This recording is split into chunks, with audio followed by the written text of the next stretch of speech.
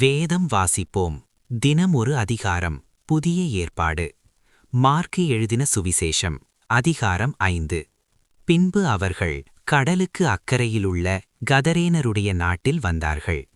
அவர் படவிலிருந்து இறங்கினவுடனே அசுத்த ஆவியுள்ள ஒரு மனுஷன் பிரேத கல்லறைகளிலிருந்து அவருக்கு எதிராக வந்தான்.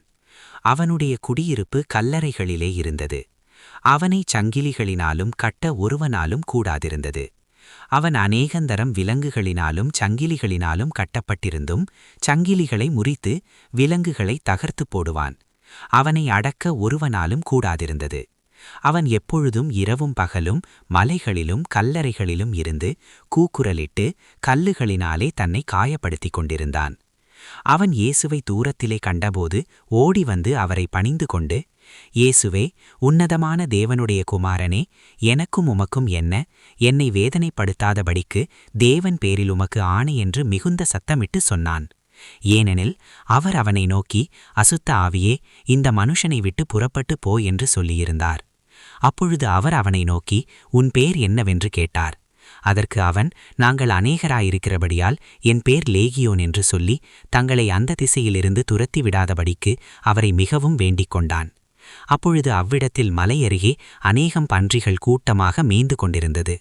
அந்த பிசாசுகள் எல்லாம் அவரை நோக்கி, பன்றிகளுக்குள்ளே போகும்படி அவைகளுக்குள்ளே எங்களை அனுப்பும் என்று அவரை வேண்டிக் கொண்டன. இயேசு அவைகளுக்கு உத்தரவு கொடுத்த உடனே அசுத்த ஆவிகள் புறப்பட்டு பன்றிகளுக்குள் போயின.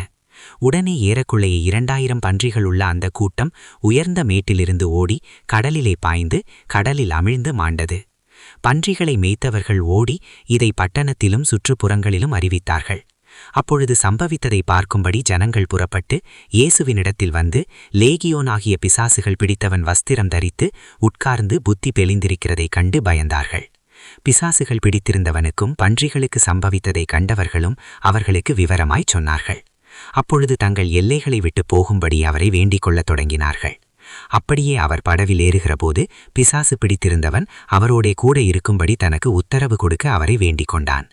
இயேசு அவனுக்கு உத்தரவு கொடாமல், நீ உன் இனத்தாரிடத்தில் உன் வீட்டிற்கு போய் கர்த்தர் உனக்கு இறங்கி உனக்கு செய்தவைகளையெல்லாம் அவர்களுக்கு அறிவி என்று சொன்னார். அந்தப்படி அவன் போய் இயேசு தனக்கு செய்தவைகளையெல்லாம் தெக்கப்போலி என்னும் நாட்டில் பிரசித்தம் பண்ணத் தொடங்கினான். எல்லாரும் ஆச்சரியப்பட்டார்கள்.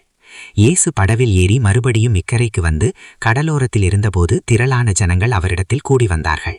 அப்பொழுது ஜபாலய தலைவரில் ஒருவனாகிய யாவீரு என்பவன் வந்து அவரை கண்டவுடனே அவர் பாதத்தில் விழுந்து, என் குமாரத்தி மரண அவஸ்தைப்படுகிறாள், அவள் ஆரோக்கியமடையும்படிக்கு நீர் வந்து அவள் மேல் உமது கைகளை வையும், அப்பொழுது பிழைப்பாள் என்று அவரை மிகவும் வேண்டிக் கொண்டான். அவர் அவனோடே கூட போனார். திரளான ஜனங்கள் அவருக்கு பின் சென்று அவரை நெருக்கினார்கள். அப்பொழுது 12 வருஷமாய் பெரும்பாடுள்ள ஸ்திரீ அநேக வைத்தியர்களால் மிகவும் வருத்தப்பட்டு தனக்கு உண்டானவைகளையெல்லாம் செலவழித்தும் சற்றாகிலும் குணமடையாமல் அதிக வருத்தப்படுகிற பொழுது இயேசுவை குறித்து கேள்விப்பட்டு, நான் அவருடைய வஸ்திரங்களையாகிலும் தொட்டால் சொஸ்தமாவேன் என்று சொல்லி ஜனக்கூட்டத்துக்குள்ளே அவருக்கு பின்னாக வந்து அவருடைய வஸ்திரத்தை தொட்டாள். உடனே அவளுடைய உதிரத்தின் ஊறல் நின்று போயிற்று. அந்த வேதனை நீங்கி ஆரோக்கியமடைந்ததை அவள் தன் சரீரத்திலே உணர்ந்தாள். உடனே இயேசு தம்மிலிருந்து வல்லமை புறப்பட்டதை தமக்குள் அறிந்து ஜனக்கூட்டத்துக்குள்ளே திரும்பி, என் வஸ்திரங்களை தொட்டது யார் என்று கேட்டார். அவருடைய சீஷர்கள் அவரை நோக்கி, திரளான ஜனங்கள் உம்மை நெருக்கிக் கொண்டிருக்கிறதை நீர் கண்டும் என்னை தொட்டது யார் என்று கேட்கிறீரே என்றார்கள். இதை செய்தவளை காணும்படிக்கு அவர் சுற்றிலும் பார்த்தார்.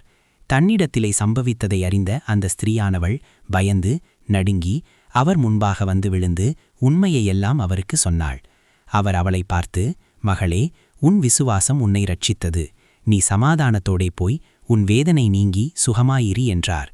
அவர் இப்படி பேசிக் கொண்டிருக்கையில் ஜெப ஆலய தலைவனுடைய வீட்டிலிருந்து சிலர் வந்து, உம்முடைய குமாரத்தி மரித்து போனாள், இனி ஏன் போதகரை வருத்தப்படுத்துகிறீர் என்றார்கள்.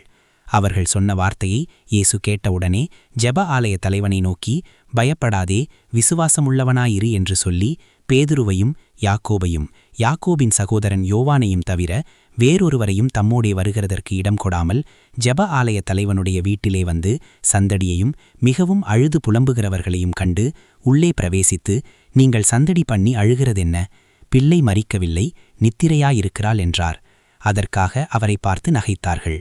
எல்லாரையும் அவர் வெளியே போக பண்ணி பிள்ளையின் தகப்பனையும் தாயையும் தம்மோடே வந்தவர்களையும் அழைத்து கொண்டு பிள்ளை இருந்த இடத்திலே பிரவேசித்து பிள்ளையின் கையை பிடித்து தலீதாகூமி என்றார்.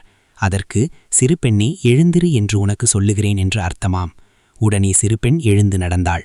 அவள் 12 வயதுள்ளவளாயிருந்தாள். அவர்கள் மிகுந்த ஆச்சரியப்பட்டு பிரமித்தார்கள்.